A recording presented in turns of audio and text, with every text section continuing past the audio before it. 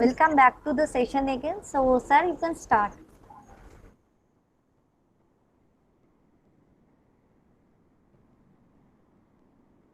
No,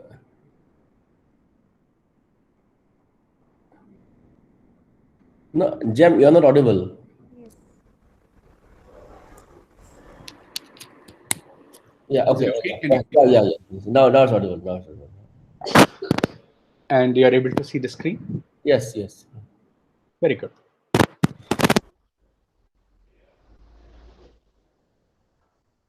Sir, you are not audible.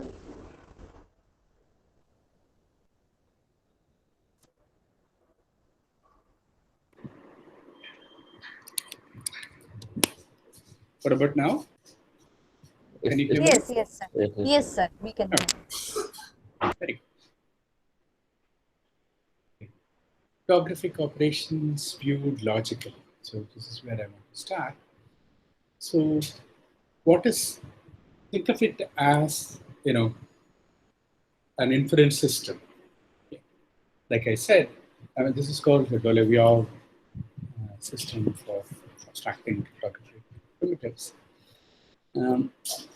In general, supposing I have a term T and a key K, I can encrypt T with K.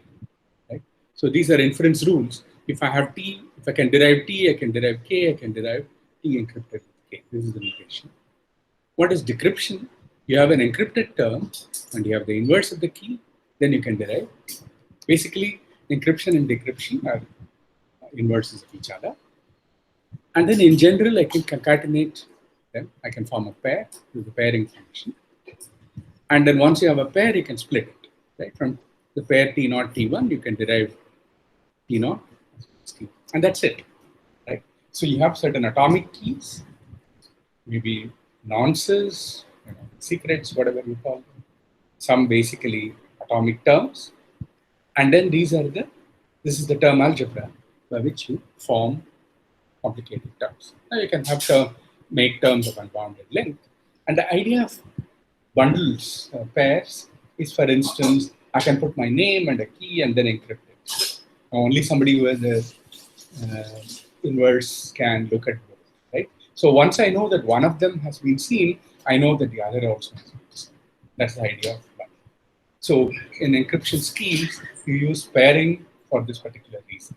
If I pair T1 and T2 and encrypt, and once I know that T1 is outside, I know that T2 is also outside, right? And so on. Now, what are protocols? Protocols are obtained by composing these operations. So for instance, here is the two-line protocol. The first one says A sends to B the identity of A and some N. What is N? N usually is a nonce. Nonce is for number used once. Typically, it's some random number that has been just generated. And then encrypts it with the public key of B. Now, once this travels, it's a one-way function that's applied. So anybody who is looking at it, in particular the intruder who gets access to this term, it's a bit string, but it's encrypted with the public key. So without the inverse of the public key of B, the intruder cannot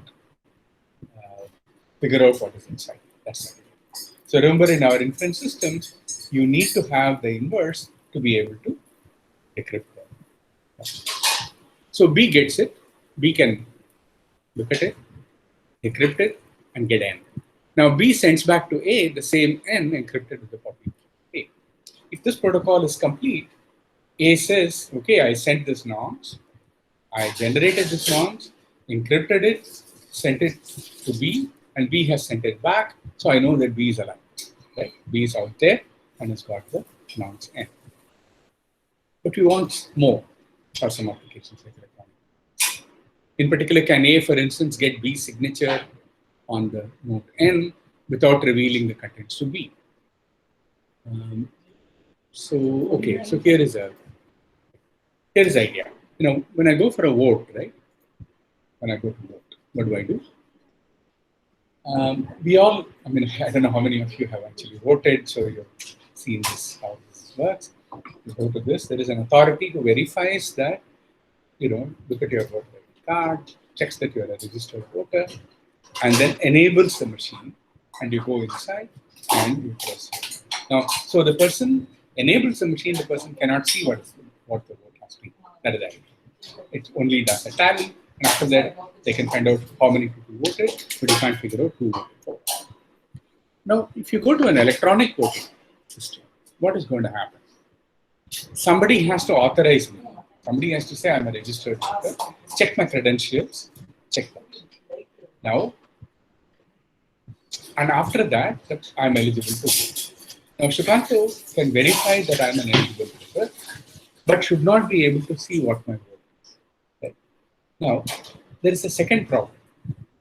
Suppose I start with some vote and I go to Shukanto for authenticating me. Right? Firstly, Shukanto should not be able to see my vote. The second thing is that it should not be that I get to vote afterwards. Whatever is the vote that I'm committed to is what I'm committed to. So the way it is done is I take my vote, right? I get that vote authorized by Shukanto. But how do I do that without Shukanto knowing whom I voted for? He shouldn't be able to see my vote. Right? How do you solve this problem? He should put a signature on it saying that it's an authentic vote. He verifies my credentials, but he should not be able to see what is inside. How do you solve this problem? Okay. Again, I think Shukanto and I know the solution. Right? I mean, we are all older people and we know. How many people have seen carbon paper here? Yes. Carbon paper is something from the older generation. We are used to using carbon paper and typing. In general, what happens when you take carbon paper, you put it on a piece of paper and you write anything on the carbon. What happens is that it's written inside, right, on the paper. Now, if you remove the carbon paper, whatever you have written is on the paper. Basically, that's the idea of what you want to do. I take my vote, put it on an envelope, surrounded by carbon, and give it to Shukanto. He verifies my credentials. He can't see what is inside, but he signs on the carbon. Now that what happens is that his signature seeps through. It goes into the vote. Right? And now I remove the carbon. There is a piece of paper which has my vote, which has Shukanto's authorization signature, and that is sent to the counting. This is exactly what is done in electronic voting. So this is what is called a blind signature. The blind signature is one, it's a digital signature. What's a digital signature? You can think of it simply as the inverse key of the public key. Right? If Kamalika wants to, generates a public key, she has her own inverse, which is private to her. Anytime she wants to sign a message, she just encrypts it with her private key and sends it out. Now, how do I verify that it's her signature? I know her public key and I apply the public key on it. Remember, public key and private key are inverses of each other, and I will get it. If somebody else has signed it, instead of her, when I apply her public key, I will not get, I will just get some passage. The inverse will not happen. So digital signature is simply the inverse of the public key. Now, to get a public, so to get a blind signature, what do? I want Shukanto to apply his digital signature, but that should go inside the envelope, right? And the carbon. So that is the same as saying you have a pairing function and you have an encryption function. The encryption function should commute across each other. I take a pair T1, T2, and when I sign it, K, what I get is the pair T1 encrypted with K and T2 encrypted. That's it. So this is called a blind signature. Okay, maybe I can go into details of this, but I don't think that's particularly important. It's basically a particular kind of signature where when I apply the, so what we do is something like a blind pair. You form a pair, but instead of T1, T2, you use square bracket T1, T2. The idea is that when I encrypt now, the encryption seeps through. It distributes over pairing. Okay, so algebraically, it's a distribution. It's a distributive encryption. So that what you get is T1 encrypted with K and T2 encrypted with K. And now, anytime I can apply to inverse in one of them, I can get the other. That's it. So this is called a blind pair. Given T1, T2, I can get a blind pair. Now, how do I unlock the blind pair? I need one of the components. That's it. Right? If I have T0 and T1, and if I've got T0, I can get T1. If I've got T1, I can get T2. This is called blind split. And then here is the equation that tells you encryptions commute across blind pairs. Right, I should say it distributes over blind pair. If I take a blind pair T prime and encrypt with K, what I get is the encrypted pair T encrypted with K and T prime encrypted. So this is a standard distribution operation. So it is a binary operation, and then you apply a unary operation on that. A plus B times C is A times C plus B times C. Exactly what's happening here. So distributive encryption is an additional problem. Now this you can implement using Galois fields that are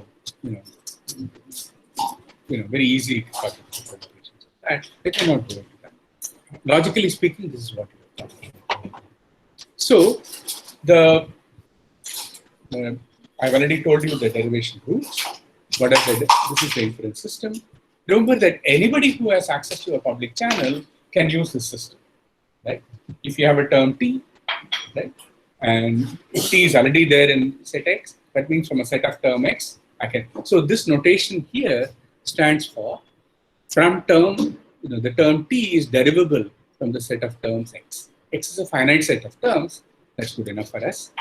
We say that T is derivable. Of course, if T belongs to X, I can always derive. If I already have the set of terms, I can derive. If I can derive a pair, I can derive one of them. If I can derive the encrypted term and I can derive the inverse, I can decrypt it and get the term. On the other hand, given two terms T0 and T1, these are called synthesis rules and these are called analysis rules, standard terminology. And this is encryption. If I have T and I have K, I can encrypt. That's it. This is the basic Dolovyov system.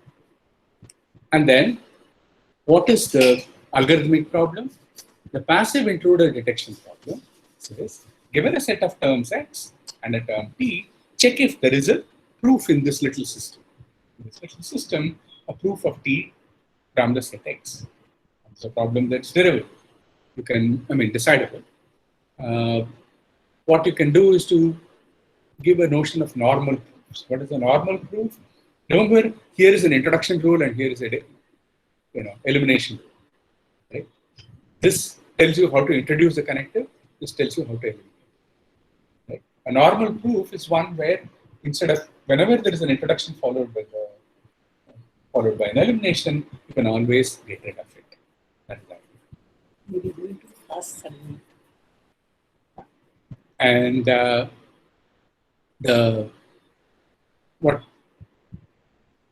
this is standard proof theory. Okay, you have to learn how to do such normalization rules, and you can show that if a term T is derivable, if there is a proof, there is a normal proof. And what is very nice, why do you look for normal proofs? Because you can show that if you've got a normal proof of T from X, then all the terms that occur are all subterms of the original term. Right? You are only using subterms always, and the size of subterms is bounded, and therefore you can get a bound of the size of proofs that gives you an algorithm. In fact, there is a polytime algorithm. So, in fact, what we can prove, this is the important subterm property of the lemma, which says that if I've got a normal proof, and R is a term that occurs somewhere in the proof, R is actually a subterm of the terms that we began with. And in fact, what we can show is that if your proof ends with an analysis rule, it must be one of the subterms from the left, from my initial. Remember that your intruder who is watching the channel is collecting terms, right, from various places. And the intruder is inferring within the system. That's how we understand information leakage, right? The intruder, by detecting information leak, is actually inferring in some inference system. And this is what you are doing. And skip that. This is the proof of the lemma. Basically, that gives you a polynomial time algorithm, which says that if you take the height of any such proof, remember a proof is a tree, right? Inverted tree, you start with axioms and finally arrive at the theorem that you want to prove. And the size of the tree is a natural measure. It turns out that the height is good enough as a measure. So the height of the proof is actually It's linear in the number of subterms. So it's actually the size of the set of subterms. It's actually linear in terms to begin with. So what you can always do is to start with your initial set of terms that you've got, and then look at in one step what can be derived, and you keep on iterating. Right? And you have to do the iteration at most n times and check if t is actually sitting there, which is again a linear check. So you can show that this entire thing is a linear time algorithm. Now with blind pair, it's going to get complicated, but this is basically the idea. So here is an intruder who's just watching the channel and correcting terms, and what you are saying that in general, to get a particular checking for a particular term is derivable by the intruder is something that's in polynomial time and check. Right? So in particular, when we want to detect information leakage, what we want to do is to run this algorithm to check whether a particular term is derivable by the intruder. Now, the moment I get to distributive, I'm just using that as a case study to show the kind of reasoning. Right? There are various kinds of properties of encryption. I have chosen this distributive encryption as something to discuss. So here we have not one kind of pair, but we have two kinds of pairs. This is the regular pair and this is the blind pair. And you have a notion of normal form for terms. A normal term is one that doesn't contain any subterm. Why? Because whenever you have something like this, remember the equation, encryption seeps through, so you can always push it in. So for a term t, get its normal form by pushing encryptions over blind pairs all the way inside. That's all. So that will give you the normal form. Now we can talk about what are the rules that we have got. Remember that if I take a blind pair and I apply a key, it goes inside. And what is decryption now? This is the standard encryption. And what is blind split? If I have one of them, I can derive the other. And if it's a normal form. And I can always encrypt, I can always pair, I can find that. The analysis and synthesis rules are now, actually we can use a simpler system because the pairing doesn't need to be with arbitrary keys. You can get a polynomial time algorithm for working with not arbitrary blind pairs, but with arbitrary term and the other one having only atomic. Now, this is a little more complicated. It's not very well. But I mean, in particular, I mentioned electronic voting, but that the simpler system suffices. But I mean, a much harder system. For instance, if you're using XOR, exclusive OR, for encryption, which is normally used, what you can do is to form the encryption and then you have cancellation. Right? XOR has self-cancellation. So you can actually take terms, combine them, and remove them. There is addition and subtraction also. Consider it. But here, for this little change, like what I'm saying is, I was talking about a distributivity property. If in addition, I also add an abelian, I say that the operator forms an abelian group. That's what I'm talking about. Commutative associative operator. It's decidable, but the complexity is horrible. It's non-elementary. By which I mean that if n is the number of subterms you have got, the worst case complexity of checking derivability can be as bad as 2 to the 2 to the 2 to the 2, where the height is bounded by the number of encrypted subterms. So it's really bad. And what we can show is that if you look at distributive encryption, it's not as bad as that, but it's still terminus exponential time. It's no longer polynomial time. So the simple point is that we started with the pairing and encryption and checking derivability is polynomial time. But the moment you say that encryption can distribute across pairing, with the simpler one that I suggested, you get something that's in fact still decidable, but exponential time complete. You no longer have a problem. If you say it's an abelian group, in fact, we don't know the actual lower bound. The only known upper bound is normal. So it can be really bad. And this is the point I'm trying to make, is that remember that the bad guy who's doing may know a lot of properties of your encryption. Right? It doesn't matter if it's not enough that I just come up with an encryption scheme and I apply. If your encryption operation has certain algebraic properties, hacker can use it. That's the point. Right? So you have to look at the algebraic properties of the encryption operation that you are using. Encryption, decryption, symmetry. And so what about other cryptographic primitives? You know, serial encryption, exclusive OR, homomorphic encryption, blind signatures, I mentioned, large body of results. You know, we have been doing a fair amount of some of this kind of work that, you know, I can mention some specific details. But I am just mentioning distributive encryption because it's an especially hard case that is not subsumed by any of these theories. And main problem is that it does not have subterm property. And as I said, this is what is used in the Fukuyama, for the Fu protocol for electronic voting, which is probably what is much used today.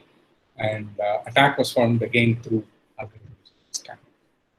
And it doesn't have the subterm property because supposing I have a pair, blind pair AB and a K, I can encrypt it, encryption seeps through.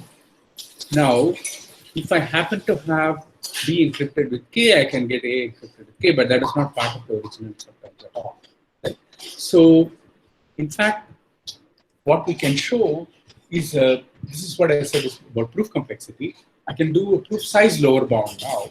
I can show you give me any n. I can always construct a set of terms, xn and a term tn, such that this is linear in n. Right? It's a linear size initial thing that I believe.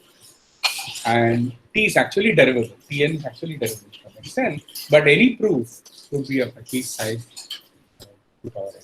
So, what is the point in proving proof size lower bounds like this? I mean, this is our, you know, the main idea of using proof complexity in security verification. What you are showing is that any intruder, right? If an intruder is going to find information, the intruder must have to do exponential amount of work, right? Because remember, the intruder must derive this term somehow. What you are showing is that any such derivation will be exponential. So what you are showing is that the system is safe against a polynomially sized intruder. An intruder, you know, an intruder which is a probabilistic polynomial time Turing machine is okay. But the moment you give the intruder exponential powers, this is exactly the spirit that I mentioned about the lock and key, right? That it's not impossible. Of course, somebody can find it, can open the lock, but it'll take a lot of time, right? That's how you do it. So we translate security of verification to proof lower bounds. Okay, so this is the main understanding that I want to say, is that you argue that the intruder is going to work in an inference system, and that, so you take a very minimal proof system that the intruder is going to use. Like I said, can use algebraic properties, can use whatever they want. And now you argue that any proof lower bound, now proof lower bound, take what I want to get into. But my point is that if you can prove lower bounds, you give certain kind of security guarantee. That's the main logical message that I want to give you. So this is really interesting application of proof size bounds. And one of the very few lower bound results of this kind for the passive intruder detection problem. Because the classic one is P time, and we can show that it's P complete, and that's it. And almost any kind of algebra that you add on to this, like I said, abelian groups blows it up. So, you know, and this is an area where we are still struggling. I mean, like I've just showed you that a simple distributivity property actually, changes things. We have a long way to go on all these things. Both upper and lower bound proofs reveal interesting connections with some automata models. And this is the important point for me to make here, that we prove upper bounds by automaton saturation technique. What we can do is we construct, if you look at the keys, the key sequences, we can show that the key sequences are infinite, but they form a regular set. So the key sequences can be maintained by using a finite state automata. So what we do is actually what Yuki used to call an automaton saturation technique. You learn the automaton, the process, right? And we show that that suffices. How do you do the lower bound? We do it by doing alternating push-down automaton construction, where it's known that emptiness problem for alternating push-down automata is exponential time half. And therefore, you know that the problem. So this is a marriage of logic and automata theory, which is what I like most. I mean, I like that borderline where you go in between proofs and automata. And here, the inference process that is carried out in the inference system is something that you can use automata to construct. That's the main technique that is involved. I can go over details of that for anybody who's interested in. The main point is that once you have this automata techniques, it can be used, can be extended to systems which use constructed keys, which is very important for cryptographers. And then I have assumed a very simple distributive encryption. Once you say that the blind pair operator is also associative, more associativity is a real problem because you remember your terms go all over the place. They can travel very far. Right? Take a long thing.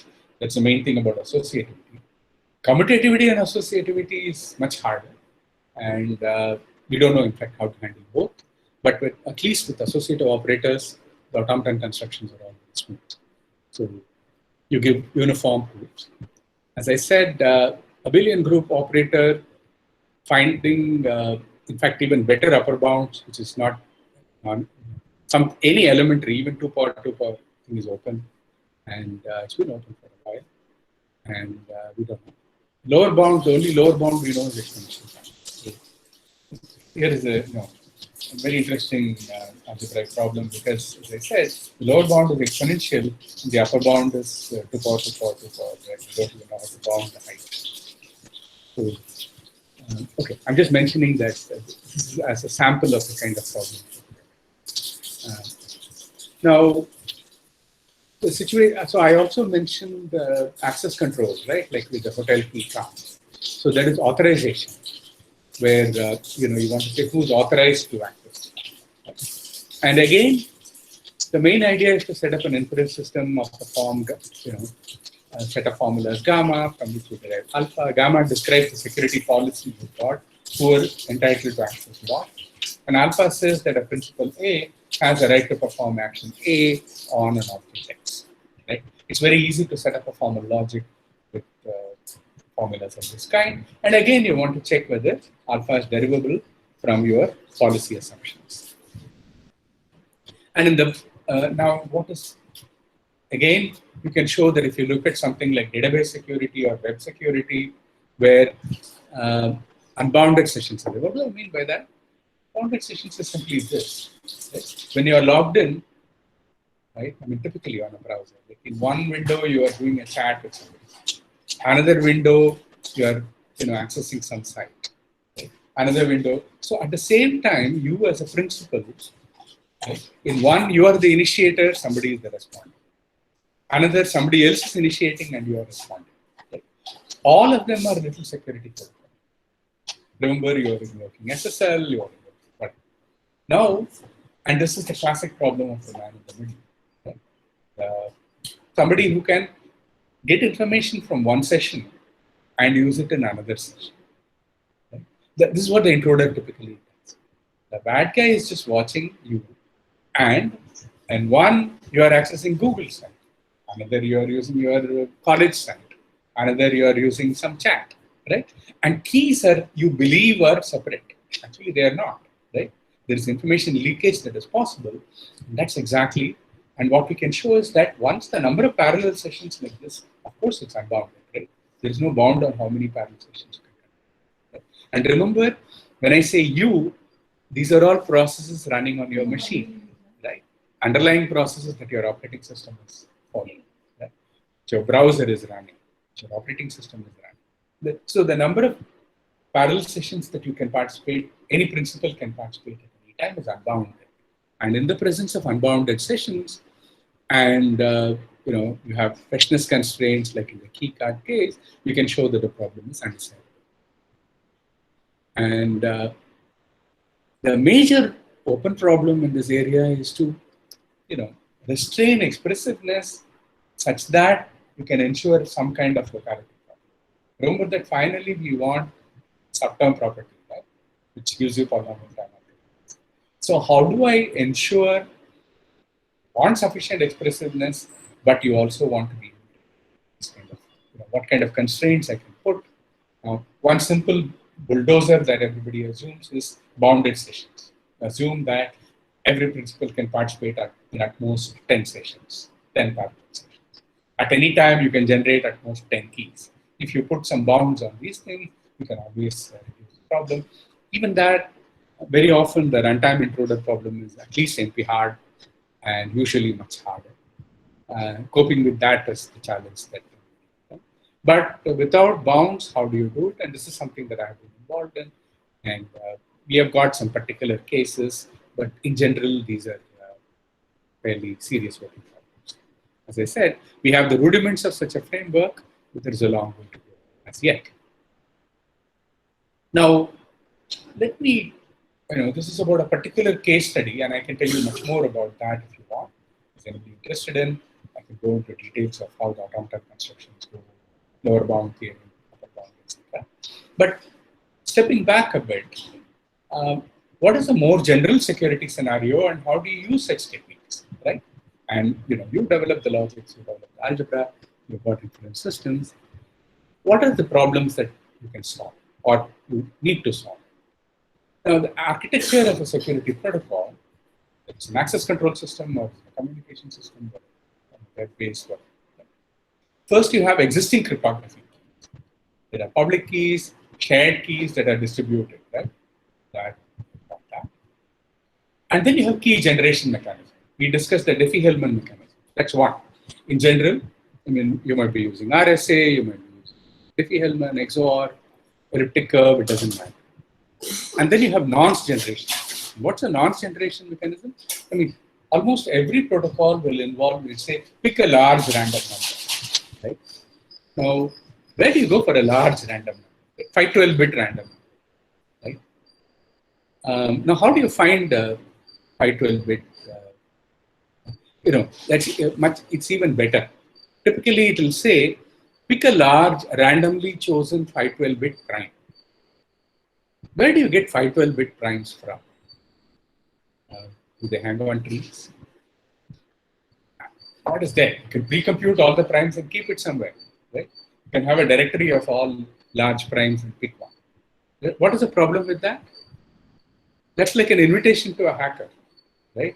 The moment, remember, your algorithms are always public. Everybody knows the algorithms. You can't go to some directory and pick a number. The moment you do that, a hacker can go and, you just have to go and flip a few bits and you're in trouble, right? So you can't do that. So no algorithm actually does that. All algorithms actually generate the prime value, right? Now, how do you generate a 512-bit prime? Well, this is one of the very, very old problems of mathematics, right? So what you do, because, there is no closed form formula for generating primes, right? This is the holy grail that mathematicians have been working on for a few thousand years, right? There are no patterns in primes, right? So the only way that all the algorithms that you look at the implemented algorithm, all of them, what do they do is, okay, you want a 12-bit prime? I say 0001, 10101, 001, 1011. I just generated a 12-bit sequence for you. What do I know whether it's a prime? Of course, I have no idea whether it's a prime or not. I just made sure it's odd, right? That's all I have done. Now, but then you verify whether it's prime, right? You get a primality certificate, right? Now, given a number, checking whether a prime is something that can be done in polynomial time, as was shown famously by Manindra Agarwal, Neeraj Kayal, and Nitin Saxena in 2002. In general, that's a very complicated algorithm. In fact, no software usually implements it. Usually, the algorithms that you use for checking primality are not polynomial time at all, but n to the log n or n to the log of log n. So so this is what nonce generation mechanisms do. They just, if you want a 512 bit prime, generate a 512 random bit sequence. Kamlika is looking out. Now, where do I get a 512 bit random sequence? Right? There you are. You guys are the ones who do. Right? And so that's where almost all of these steps are involved. You need a measure of randomness, you need a measure of pseudo-randomness. I mean, cellular automata techniques are used, I know. All kinds of techniques are used. And then you use primality checking algorithms. So all this is part of your infrastructure. All this is part of your architecture. You have to make sure that everything works correctly. So you need logical guarantees that each of them is doing what it's supposed to do. Put them together in your inference system. And that's really the job that I'm doing. And there's a lot of such stuff that is involved. And remember that the certificate that I get is probabilistic. Right? So I generate this 512 bit sequence and I run this algorithm. And that's a probabilistic algorithm. So what's the problem with that? Well, there is a very small probability. It's a small probability, but it's non-zero. Please remember that. 1 in a million is a very small probability. But when you are doing logins billions and billions of times in a fraction of a second, 1 in a million is actually very, very high. Right? What you are saying is that when I blink my eye, right, at least 1,000 of the numbers that were generated were actually not prime. So now you have to go back and analyze the algorithm. I said q to the x mod p, where p is a prime, right? What if the p that I've used is actually not a prime? It's a composite number. It's got 2 factors. What's the problem with that? Does it mean that it'll generate junk? Or it will generate, will it compromise the security? Back to your desk, you have to do analysis. You have to prove that if there is, with a small probability, I've generated a composite number and I plugged in my algorithm, what I get, security is not violated, correctness is violated. Correctness violation is not considered a problem in these things because I apply it twice and if I get junk, I know that I've done something wrong. I can at least abort the session and go. Security is compromised, it's a much more serious problem because somebody else could be. Now I have to recompute the probabilistic guarantees.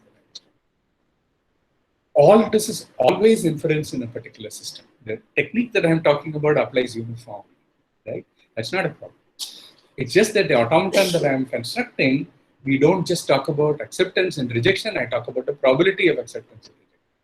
I'm not getting into the details of that, but I'm just telling you that the machinery works smoothly because the underlying logic is identical. That's the main advantage of logic-based techniques. Right? And then, of course, there is things like number of users, number of multi-sessions concurrently active. Is there a bound on how many parallel sessions you can have, etc. So all these parameters together decide the architecture of your security. And what are the kind of security properties that you want to infer? Like I said, you state it in a formal logic. I mean, we always use first order logic. I worked in epistemic logics, modal logics. But basically, what are the kind of properties that you want to say? You want to say confidentiality. What is that? Data is available only to those authorized to obtain it. This is different from privacy. Today, everybody, there's so much confusion. Privacy has nothing to do with, privacy is not the same as secrecy or confidentiality. When I say I hold my, privacy is important, doesn't mean that I have secrets. Anybody can look at my desk, right? There are no secrets. But it's still a violation of privacy if you come and look at my desk without my permission, right? That's the point. Privacy is very different. Confidentiality is not either of these. Confidentiality says that there is something which is secret. Only certain people are authorized to access that, and only they should. They can, of course, access it. Nobody else should. Integrity. Integrity has nothing to do with any of these. It's a complete secret. But you come and flip one bit, you change the data. Right? Somewhere along the way, one bit has changed, but data is no garble. Right? The bit stream is not the same. So that's a compromise of integrity. Can be kept secret, but somebody hasn't learned a secret at all. Sometimes the intruder He's interested in not learning the secret, but simply compromising it by just, when it's passing, just flip one bit and send it, knowing that your decryption will not work correctly and you will waste time. Repeat nothing. But typically you will avoid. Third is authentication, which is what we talked about at some length, that data has indeed originated from the purported sender. Remember, in security situation, there is no sender. There is only a purported sender. Because once again, for a hacker to pretend to be Kamalika and send a mail is not very good, right? Forging from address and to address are all very easy, right? So, in fact, I would say they are undergraduate exercises. So, intruder can block a message, can force a message, can pretend to be some particular sender, can pretend to be particular receiver, intercept a message, cannot break encryption, but can do all these things. Right? So, proving that data actually originated from somebody who claimed to have originated from is the authentication. Then non-repudiation. Entities cannot deny sending data that they have committed to. This is very important for financial protocols, right?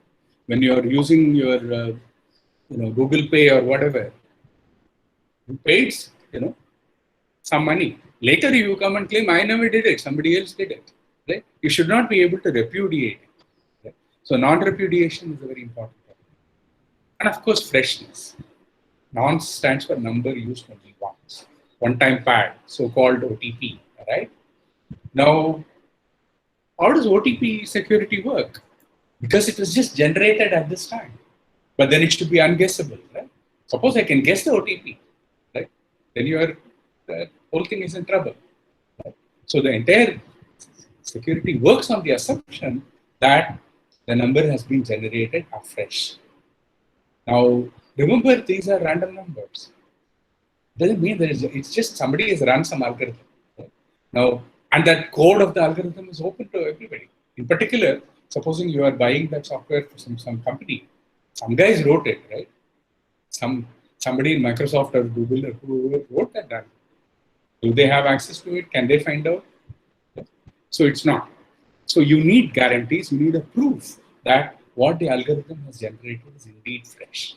Right? And that's a property that you should be able to derive in your inference system. What I'm saying is that you cannot settle for anything less than mathematical guarantees. Probabilistic is okay, but you need.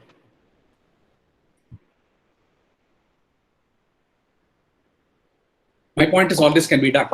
All this can be done in theorem provers. You don't have to hand do it. And then there are various kinds of attacks. Eavesdropping, modification, replay. Replay attacks are the most fundamental thing. Because the intruder cannot break encryption. I mean, I'm sending something encrypted with Kamalika's public key, traveling on the channel. The intruder cannot break it, but can keep it. Can keep this. And later, in some other context, simply replay that, pretending that it's coming from me. Right? And she will be misled. Right? Because in the second one, I'm also bundling it. Remember, I'm using the bundling operator.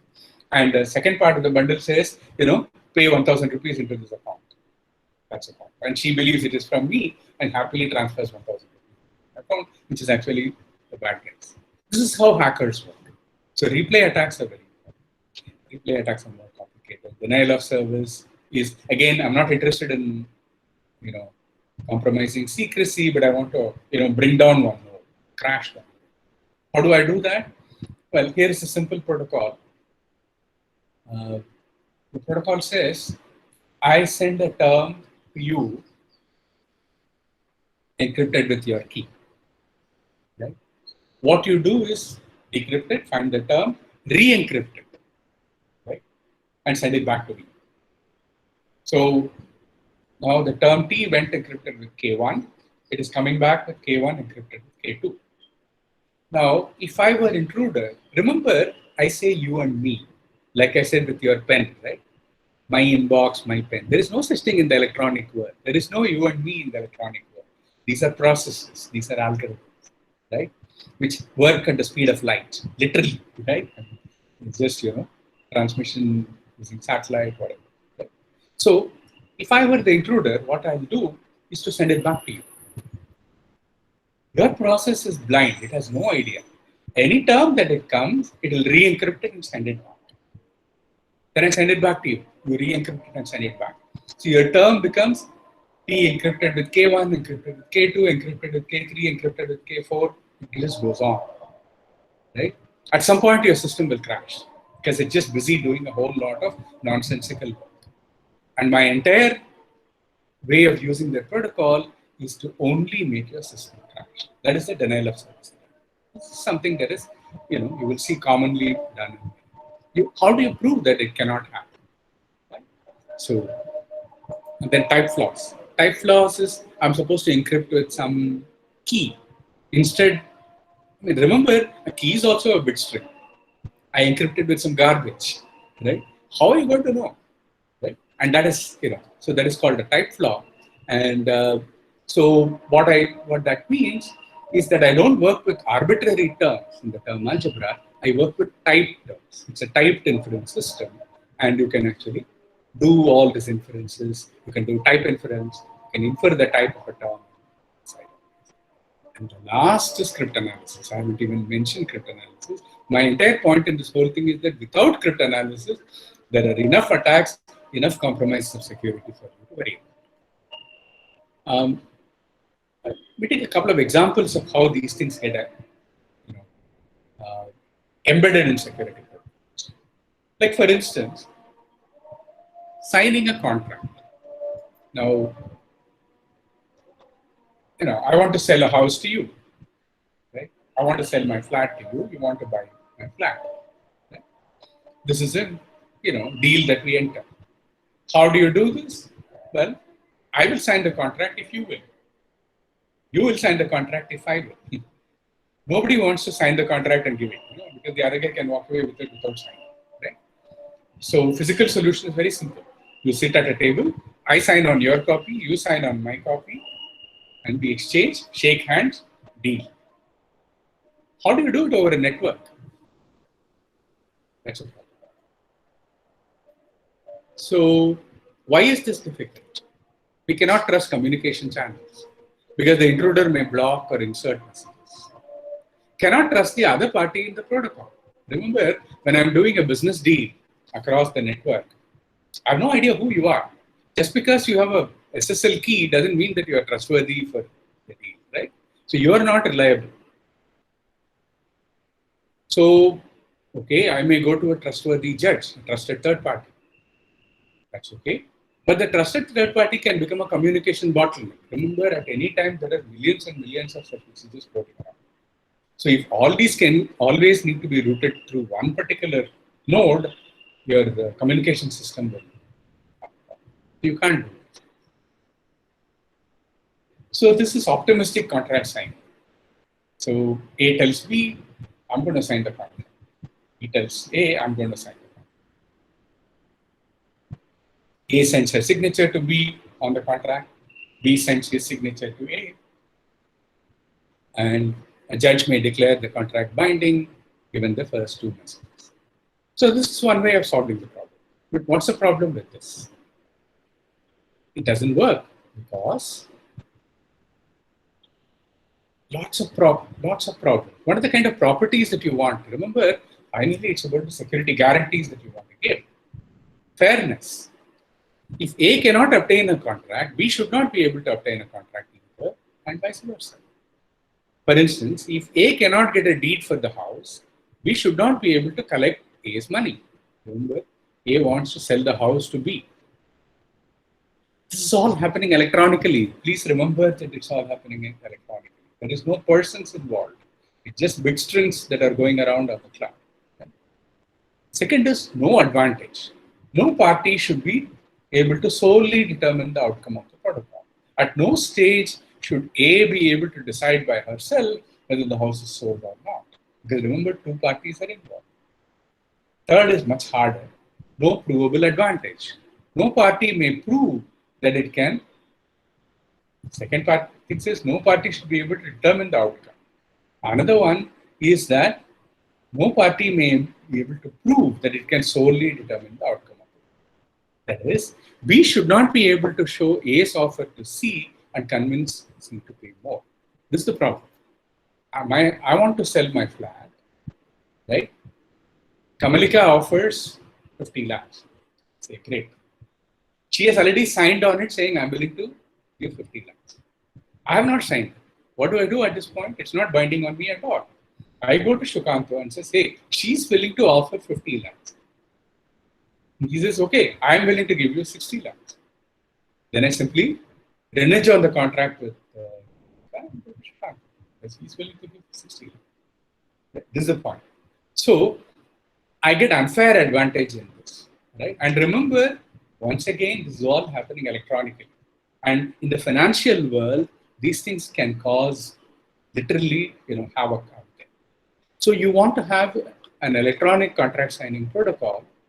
If you have any kind of financial transaction at all, the kind of requirements that these are, 3 requirements. Actually, you will have 10 requirements of this kind. So, in fact, we can show that this is a result that was proved by Ashokan and Shu, that the dishonest party has an advantage in any fixed round optimistic fair exchange. So dishonest party always has a strategy to reach a state where it can unilaterally force an outcome. It's similar, if you know distributed algorithms, there's a Fisher-Lynch-Peterson algorithm which says that consensus is impossible in any distributed algorithm system which has asynchronous failures. So it's similar. So what we can prove is that cryptography cannot help. So in fact, what we need is a trusted third party for every transaction, which is bad news for e-commerce. Right? Good news, I don't know, but it's certainly a communication problem. Now, and then when it comes to electronic voting, the properties are much, much more interesting.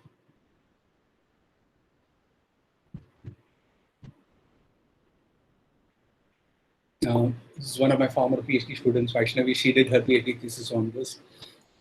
The kind of requirements are very complicated. When you put it together, it's not even clear that they are consistent. Does there exist a protocol that will satisfy all of these? Here are the kind of requirements to consider. Secrecy. Every voter's choice should be private, and others should not be able to figure out how she voted. This is a normal, secrecy requirement in any voting scheme. But then, in a democracy, you would want something like this: individual verifiability. At the end of the election, you should be able to check whether your vote has been counted, right? I mean, Bengal elections are coming, so elections are also coming, right? And this is not something that you can take for granted in our elections at all. How do I know that my vote was actually counted? Third is universal verifiability. Okay, even if you don't have individual verifiability, we should be able to check whether every voter's vote has been counted. Right? Maybe some booths are not counted at all. Can you prove that, no, that BBP-AT system that has been introduced at least achieves universal verifiability. Can ensure that all the votes that have been cast have been counted, but we don't have individual verifiability. And then fairness. Voters do not have any knowledge of the distribution of votes until the tallies are finally announced. This is very important because by 3 p.m., if you start getting information that so-and-so is leading, that will affect the way the remaining people will vote. The last one is very important, and we don't have it in our system, which is receipt freeness. No voter has any means of proving to another that he has voted in a particular manner. Why is this important? This is important because if I can prove that I voted for so-and-so, right? Can come and, you can bribe me. Say, that prove that you voted for so-and-so, I'll give you so much money. Much worse is, you can say, I'll break your leg until you prove to me that you voted for me, right? And that kind of gundagiri exists. So, there is no. So receipt freeness is a way to show that coercion is not possible. Coercion freeness. Now, these are very natural requirements, you might think, for a democracy to say, right? Can you even prove that these are consistent? That's a logical question. You formalize all these properties in a logic, and here you have a theory. You want to prove that the theory is consistent. Does it have one model? In fact, receipt freeness is a characteristic of elections and an important one.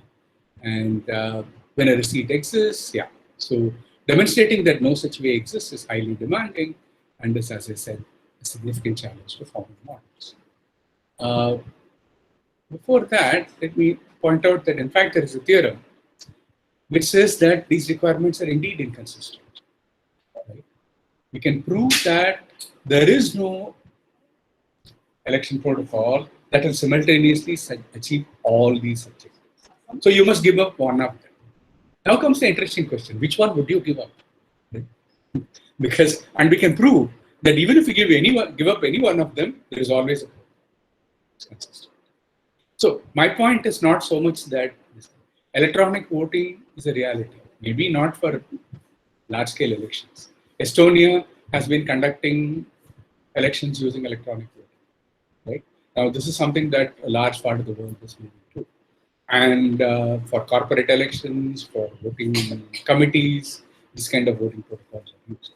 And I think people don't even realize that many of these kind of natural requirements that you have of elections are actually inconsistent. Right? There's an impossibility theorem that tells you that you can't have all of these. Right? And the main point is that without a formal logical analysis, you won't even get there. That's my point. Now I have some things to show how you might prove receipt-freeness in this using homomorphic encryption, but I'm going to skip this. So let me get to the conclusion. So the main point is that we do need to build logical theories that helps us do proofs of security automatically. And automatically is important because whenever a proof fails, it generates a counterexample, and those are the attacks, right? So by building formal systems of this kind and trying to automate the proofs, right? One, the proof lower bounds give you some idea of security guarantees.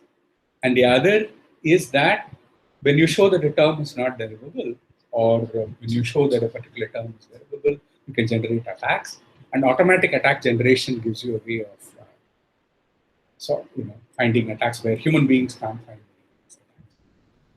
And one-way functions capture computational limitations of agents, and this is hard to logicize. Why do I say hard? Because what do we mean by one-way function? Applying the function is easy, and inverting it is hard. Easy in what sense? Polynomial in the sense of hard in what sense? Well, you need polynomial lower bounds, exponential lower, non-polynomial lower. But we don't know how to prove them, right? Remember that separation results are the hardest in complexity. We don't know any, we can't separate P from P, of course, but we can't even, separate DC0 circuits and so separation results are very, very hard to obtain. So most of the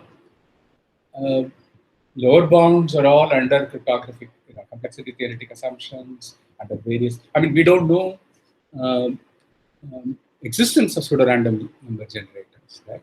I mean, existence of one-way functions is a hard question without complexity guarantees. So they're really hard to logicize. And but in the way of going about it, there are a lot of very good logical results have come out. The Craig interpolation theorem is used to talk about feasible interpolation. The beautiful theory is that I don't know exactly how much the practical implications are. And we need a development methodology which would always generate provably correct security protocols, right? It's not enough to have theorem proofs. We need a methodology so that design engineers who design protocols can also prove their security. And we need automated proofs for this studies. So overall, what I wanted to show you was that certain logic-based techniques with some automata theory in the background do help in certain specific cases. Overall, it's a large problem. Right? And as our applications abound, right? Literally, more and more and more, the need for formal proof of security is only going to become more and more urgent, I would say. I mean, one great thing is for computer science students interested in getting into security is that jobs galore. I mean, this is only going to get worse, right? Like COVID has shown you that, medical is always in demand because everybody needs doctors, right? In computer science, I think one thing is very clear. I don't know what is going to happen in the next 20 years.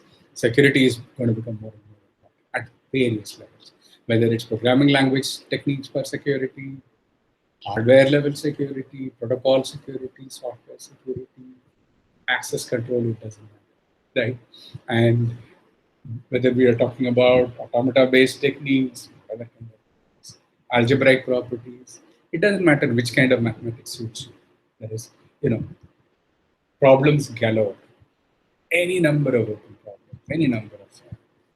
It's a very, very rich area of study. Okay, so I'll stop there with that. Thank you very much, and I will be happy to address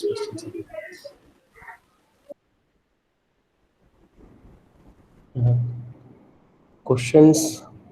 Comments, yeah. Sir, Yes, please. excuse me, sir. Yes, please. Sir, is there any possibility of demonstrating any sort of attack, sir, using Kali Linux and all? Like any small demonstration? Yeah, for that, as I said, like for instance, that keycard protocol is something that people have actually done. And the main problem with theorem provers like Isabel, all these, Hall, Isabel, that's the kind of only theorem prover I know. There are many more. There is Murphy, there are several. But in all of them, you need some learning time to learn to use the tool. Right? Even for the input, how to write your formulas, how to write the specifications. I've given a very abstract presentation of that. Yes, sir. Yes, sir. So it takes some bit of learning time. But once you learn, it's very, very easy to use the tool. But you do need to learn a bit of the tools. Or Definitely, sir. Definitely, sir. Sir, as of now, I have seen some examples based on packet catching, sir, like packet sniffing and all. Sorry, based on what? Packet sniffing. Yeah. Using Wireshark, sir. Yes. Using Wireshark tool. The tool I have used it, sir, actually. So we have regarding the HTTP and HTTPS, no, sir. Yeah. Yes, the HTTP login credentials and all, with the help of packets, we can see the plain text. Yeah. Okay. But with the HTTPS, they will be encrypted form. Correct. Yeah. So, is there any possibility that even HTTPS packets also can be seen in plain text, sir? Like, what was the algorithm they used? I don't know enough to answer that, but I can try to find out. Yeah. Thank you, sir. Thank you, sir. Thanks a lot, sir. It was a great session. Thank you. Sir, in the chat box, we found Yeah, one question. I saw that. Yeah. Yeah. So, yeah, once again, I don't know how it can be used for designing the protocol. That's not clear to me at all. But it can certainly be used in analysis, right? Analysis of security in attack generation. That's where I can see the use of, LCAs. Certainly, I can see how they can be used for attack generation. The other thing is in hardware security, which is of course the theme here. In hardware security, especially today when you've got hardware systems which are highly concurrent, when you have concurrent access registers, concurrent read-write systems, and now when we want to show, when we want to protect access to certain memory, right? Now, one of the things that is normally used is runtime monitoring, where in parallel with the system, you run certain processes which monitor access. Here is another one where I can see, especially in the synchronous systems, I can see how Cellular automata models would be. But this is, in hardware, it's very nice because it's synchronous systems and they're synchronized by a common clock, the hardware clock. So in asynchronous systems, things get very hard. So especially like you were talking about web security and so on, which are highly asynchronous. And there, the problems are very different, and I'm not sure. As I said, I can see automata models being used in the background in analysis.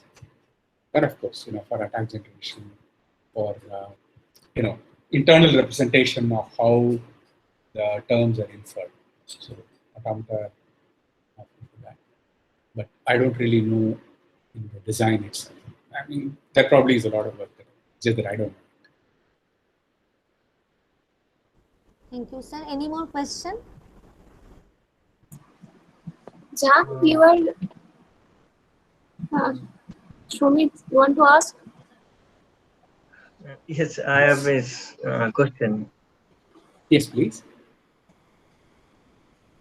Basically, sir, the random number are used for some security purpose. And the question is, Yeah.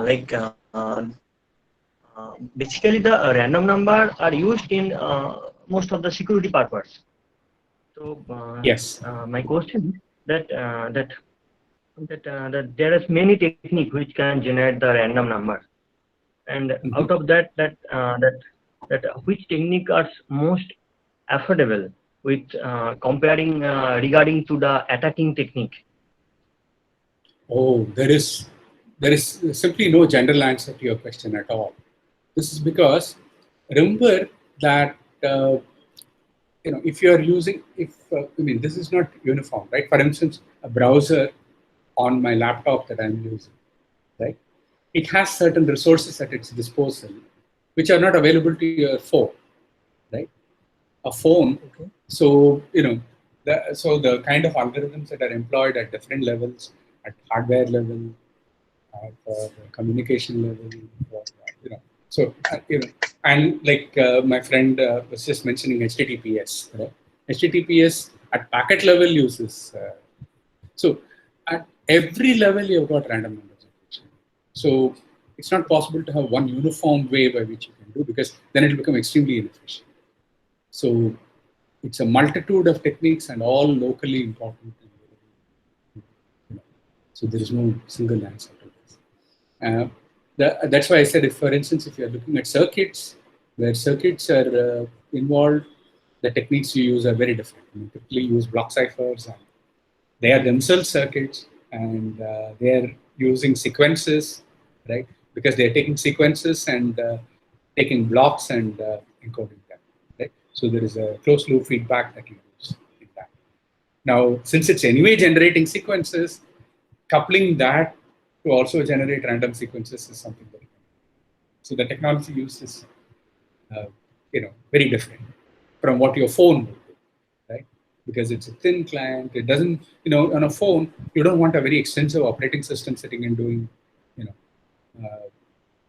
management of all the processes involved. So the random generation number mechanism that you use is also. So at very different levels, very different things. And a network layer at a lower level, you use very different things. So there's no uniform answer to this at all. Okay. So most Thank of it you, is sir. engineering and depends on context. Thank you, sir. Jan, you were saying about this electronic voting systems principles. All the principles look like it should be there, but you were saying that if all the principles are incorporated, then the system will become inconsistent. Correct. Then what are the properties that can be incorporated, making the system consistent? Is there some subset? Good question. I can only answer as a logician or a mathematician, in the sense that we can prove a theorem saying that if you want all of it, there is no protocol that will implement it. And what we can actually prove is that you take any proper subset, there exists a protocol, right? Now, which particular combination you want, right, is something that's social choice, right? I mean, that's really what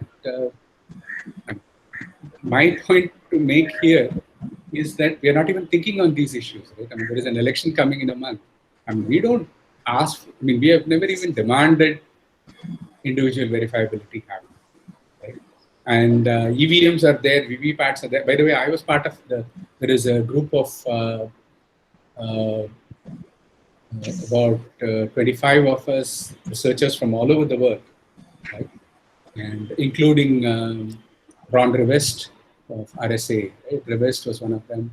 So some 25 of us working in security area submitted a memorandum to Government of India saying that there are several problems in our EVMs and these are things to be looked at. Well, Election Commission promised that they will look into it, but at least we got a reply. But my point is that this is something we can do, right? But our expertise is mathematical, or as a logician, I can say, okay, these are. I don't know Sumit was asking. I don't know the engineering of all these things, right? I mean, I don't know. So what we need is a band of people with many different capabilities sitting together and analyzing, and you need sufficient transparency to be able to. Then what you are asking is about, okay, what is the right choice of properties, right? That's that's a really socio-political question, and that's an important question. Unfortunately, we don't think in these terms. I'm hoping that at least we generate some awareness. I mean, as I said, computer scientists have a responsibility. Right? Their algorithms are used in all these social processes. We have a responsibility to understand those algorithms and at least interpret it to the public. Right? That much we can do. But we are very, very far from implemented election systems and analyzing their properties and giving certificates. You can only right now analyze only very abstract ones, and like I said, some particular things that are used in committee voting. That's about all we can. My hope is more people will work on these things. At least that we can start doing. Right? So bring whatever mathematical abilities we have got on problems of this kind. Thank you, Jam. It was so nice hearing you. I have a small question. No. Yes, you can. Yeah. So actually, this question is related to the security itself, its philosophical aspect. So what I understand, actually, I don't work with security, and I don't know much about it. But what I understand, the security, is some kind of centralized concept. Yeah. You say, some person, some system, some solves. If you take a big system, some part of the system, subset of, of the system, there, they use the algorithm, they etc. etc. So, is there any concept of, say, collective security? I mean, collectively the system will work. All the elements of the system will work to give some like, say, fault tolerance, like a kind of things. Yeah. So there is a strong connection between the two. The main problem is that when it comes to fault tolerance and distributed algorithms, we have a nice compositional theory, right? By which I mean, I take this component, I take this process, for which I can give certain fault tolerance guarantees. And I take this, for which I can give some guarantees. I can combine the two and then say that the resultant guarantees will be, some function of the two. Unfortunately, in security, this is called the composable security challenge. Things don't compose very nicely. Just because I understand the security of component C1, I can prove that it satisfies certain properties. And I take C2 and I prove it takes these. But the moment I put it in parallel, C1 and C2 together, there are new properties that come, which may violate some of the old things. This is the typical problem. This is the fundamental, abstract logical problem of. So coming up with systems where security is composable. If you read any of the cryptography tomes like Goldrake, and Goldrake's one entire of the 3 volumes, 1 volume is more or less devoted to this. Right? Composability is a major challenge. So it's only for small systems that we know how to compose right. But once we know how to compose security systems and in terms of their properties and infer properties of composed system, we can do what you are asking. But that's part of the open problem. Getting good compositional security is a challenge, and that's one of the reasons why logic-based methods are nice, because logic is all about compositionality. But yeah, a lot of the ad hoc techniques that we have got, and which is what is used, huge amount of cryptography is ad hoc. People just come up with schemes and implement it, and engineers use and after use. We don't know their properties at all. Thank you. So any more question? I think everybody is hungry. So thank you, sir, again for your wonderful lecture and the interactive session. We enjoyed a lot, and we will be back on the same platform again at 2:30, and the talk will be given by Dr. Kamalika Bhattacharjee, mainly on the randomness in cellular. Thank you. Thank you. Thank you. Thank you very much. Thank you. All. Thank you. Bye-bye.